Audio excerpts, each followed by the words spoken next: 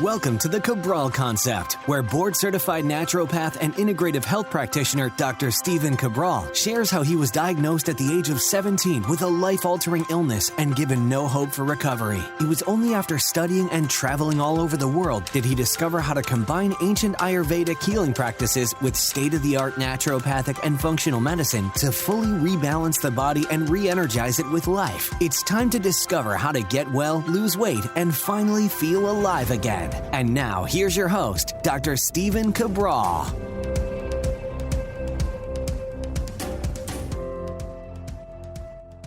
Welcome back, everyone. Glad to have you here for the weekend edition of the Cabral Concept. This is going to be episode 2325. If you'd like to follow along with all of the community's questions that I'll be answering today, head on over to stephencabral.com/2325. So on our weekend edition of the show, if you're one of our new listeners, welcome. We appreciate you being here with us. I answer a half a dozen questions on Saturday and a half a dozen from Sunday.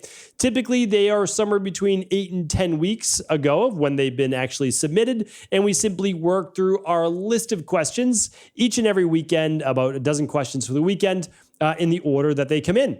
You can always ask your question at cabralsupportgroup.com every single day, and we answer them Monday through Friday right in our private Facebook-based group. So hopefully that's helpful. Can't wait to dive into today's questions, so let's get started.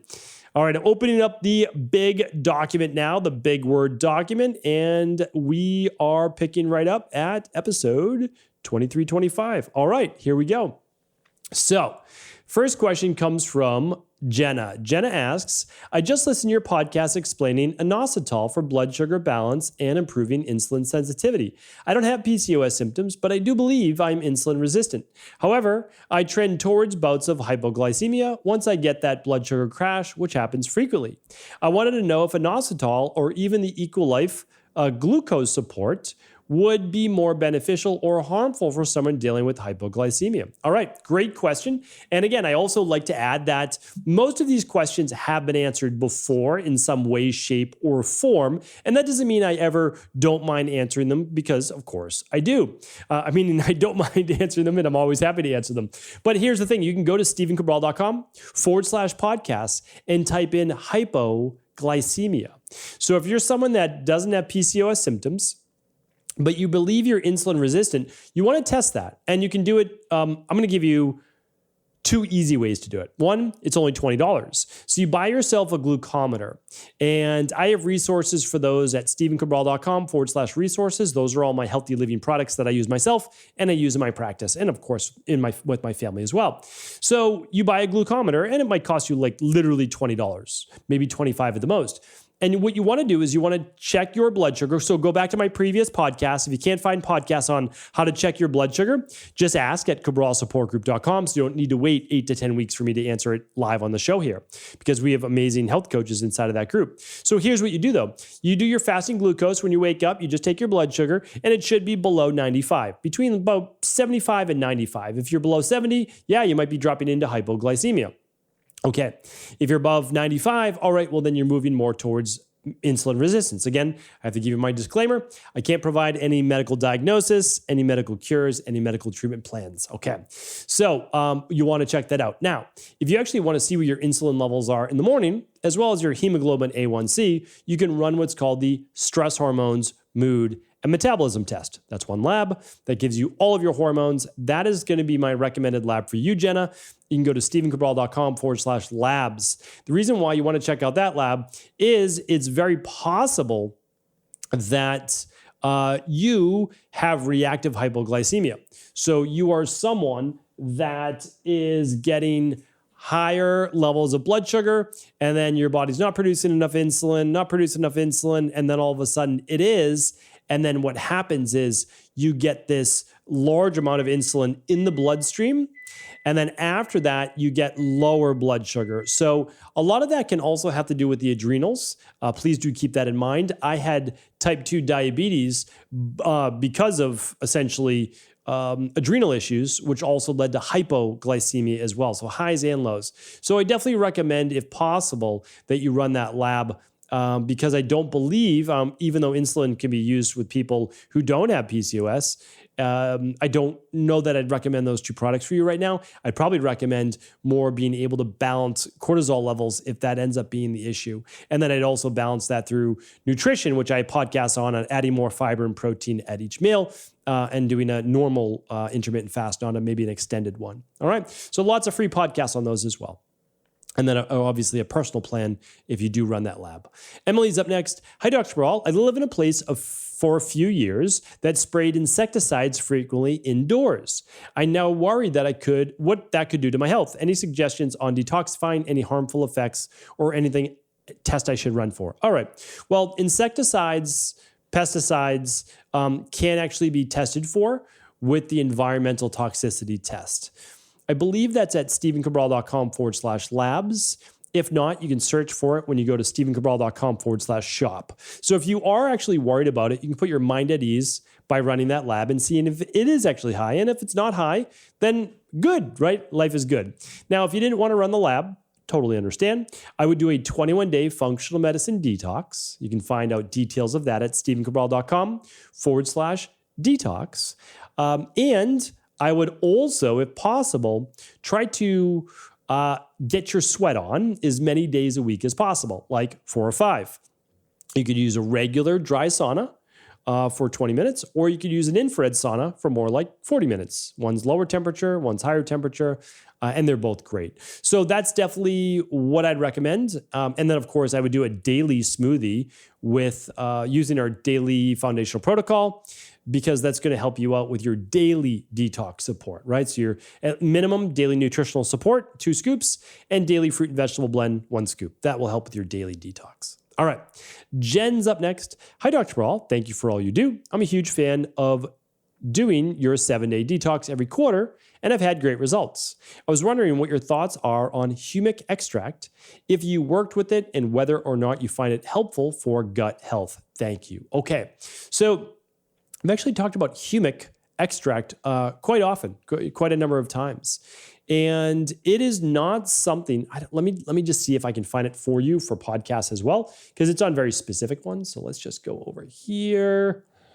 I can't grab it real quick for you, but you can definitely look it up at stephencabral.com/podcast. And I am positive, meaning like I feel favorable towards Humic extract, but I don't use it as the mainstay of my gut healing protocols.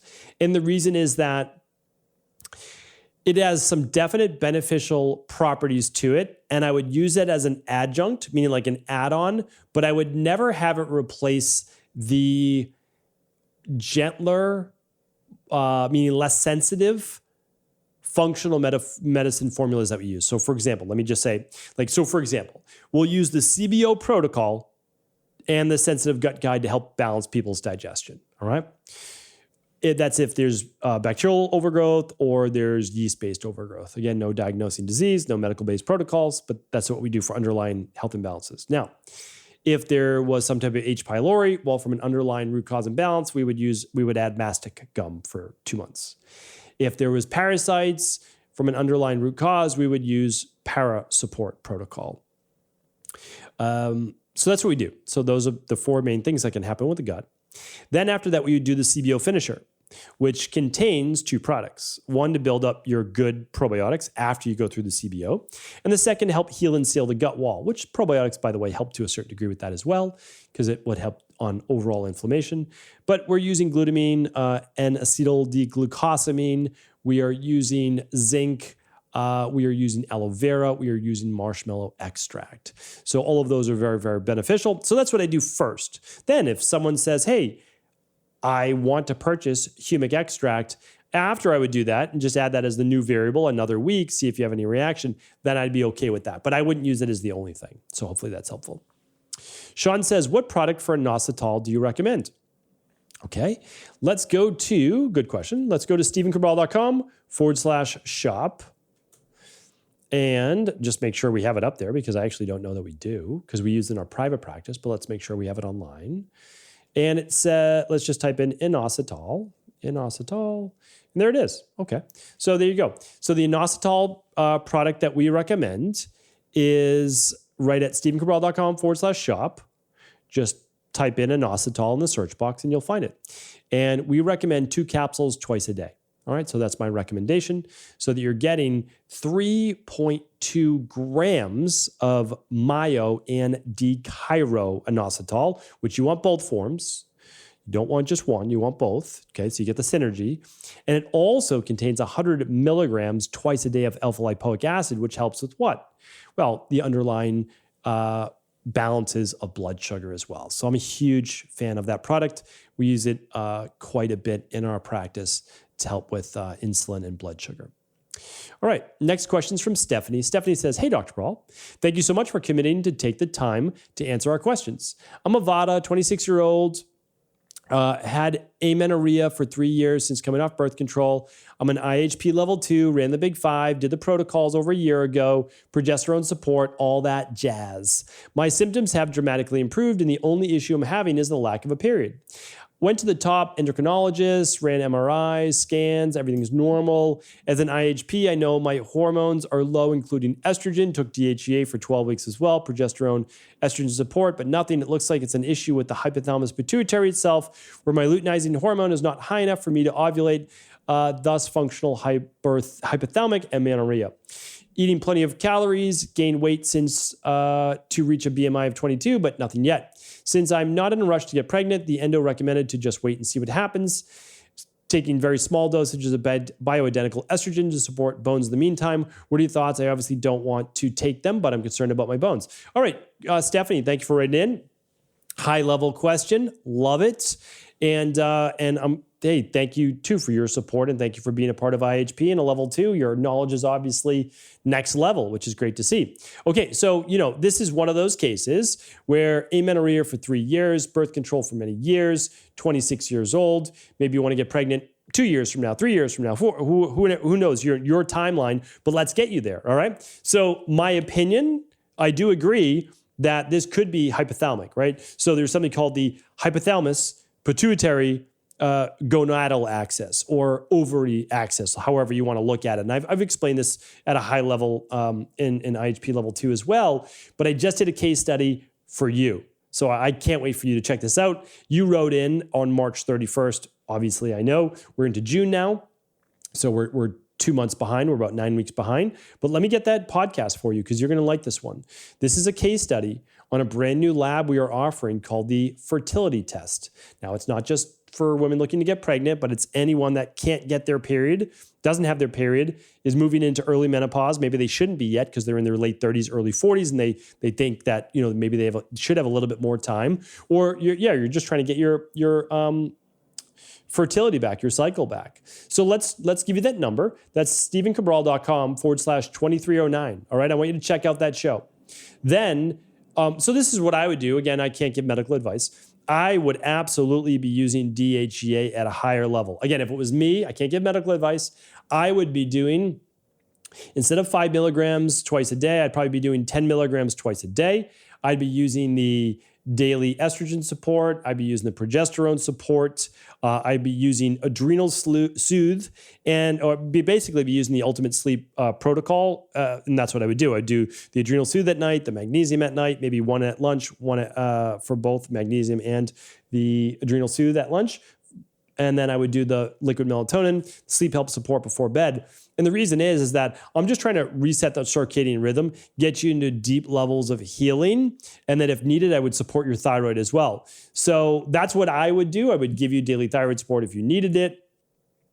I'd make sure you keep your BMI definitely no lower than a 22. Don't over-exercise. Don't over-stress. Don't over-detox. You still want to do those things for sure. That's what I would do to reset that circadian rhythm. For sure, that is what I would do. Lots of nourishing food as well. So hopefully that's helpful. And again, I would also run the new women's fertility test too. I haven't talked about it yet, but you're the first person I'm sharing it with. So there you go. You can find that at stephencabral.com/shop. And I don't even know if it's on the website, but let's check it out. Fertility test. Email support@equi.life when you listen to this, if it's not on the website yet, because it's brand new and I don't see it on the website yet. Stephanie's up next. And by the way, then Stephanie, if needed, because you'll be taking a lot of phytoestrogens in the estrogen support and the nutrition plan that you can be using. But if you needed to use some low level bioidentical estrogen support, well, maybe you decide to do that. In my opinion, you'd probably want to be using compounded form along with progesterone in there, so you're not just getting one. But no matter what, whether you go with the natural approach or the bioidentical hormones, run that fertility lab or the stress, mood, and metabolism lab 8 weeks after beginning that protocol. All right, just you want to give it 8 weeks, but definitely 8 to 12 weeks, but then definitely run that lab just to make sure that your hormones then aren't getting too high, right? Because that can happen, and that's might be needed for a period of time, but then you could wean off as needed. All right, Stephanie. Apparently Stephanie's up next. Again, let's see what she says. Me again, I forgot to mention that my TSH continues to go down, which is very weird. I'm fully aware of the root causes of as an IHP level 2, and it's definitely not heavy metals, fluoride, lack of minerals, etc. It started at 2.3 and now is up to 3.3. Do you think this could be due to hypothalamic amenorrhea? No, Stephanie. So this is interesting. So again, I don't pre-read any of these questions. This is literally off the top of my head, from what I've seen over the past 25 years, and in both fitness, wellness, health, you know what I'm saying. Excuse me. So that's not a good sign, and that's why this could be going back to stress, Stephanie. We need to explore hypothalamic pituitary amenorrhea, but keep in mind hypothalamic pituitary amenorrhea or gonadal dysfunction or ovary dysfunction. Well, again, like whatever semantic names that you want to give it, is absolutely and oftentimes predicated by higher levels of stress. The stress could be viral load, heavy metal load, mental, emotional, gut-based. We need to figure out what it is because it's also now driving your TSH higher. And I know this is like a strange one, for medicine, but the higher the TSH, the lower the thyroid function, just for everybody out there listening. So it means that your thyroid is becoming, again, no medical diagnosis, but is becoming more hypothyroid, lower thyroid, which will absolutely and can absolutely affect your menstrual cycle. Please go back to the adrenals, go back to stress, go back to the central nervous system and the autonomic nervous system, figure out why the thyroid is not moving in the right direction, and then you may want to add that daily thyroid support and maybe even thyroid glandular that I've spoken about before in order to prove that at the same time. Remember, it's not one lever that you need to pull. This is, and I know that you know this, but for everybody out there, conventional medicine is reductionist. You do one thing and that all of a sudden cures the body. We know that doesn't happen. You take one medication and masks the symptoms, yes, but to get well, you need to pull usually multiple levers at the same time, and that is how you truly rebalance the body. So hopefully that was helpful. Thank you, everyone, for writing in. Such great questions. Appreciate you. I'll be back tomorrow answering another 6. Take care. I want to sincerely thank you for your support of this podcast. I couldn't do it without you, and I mean that. I truly do. I also want to make sure you knew that we now have multiple ways for you to find your answers to the most difficult health, wellness, weight loss, and anti-aging questions. You can find podcast-specific topics like thyroid, adrenal, hormones, sleep, digestion, Ayurveda, and many more at stevencabral.com/podcasts that will then link you to your favorite Apple, Spotify, and other podcast players. Plus, all new podcasts and weekly exclusive video content is being added to our YouTube channel at youtube.com/Steven Cabral. And that's Steven with a PH. Head on over and subscribe so that you don't miss any of the exclusive content. Lastly, if you've ever found any of my podcasts or books to be helpful, I would really appreciate it if you could leave a review on iTunes or your favorite media player for the podcast. Rating and subscribing to the YouTube and podcast allow me to reach more and more people and help spread my mission of healing throughout the world. Thank you again for being a part of this movement.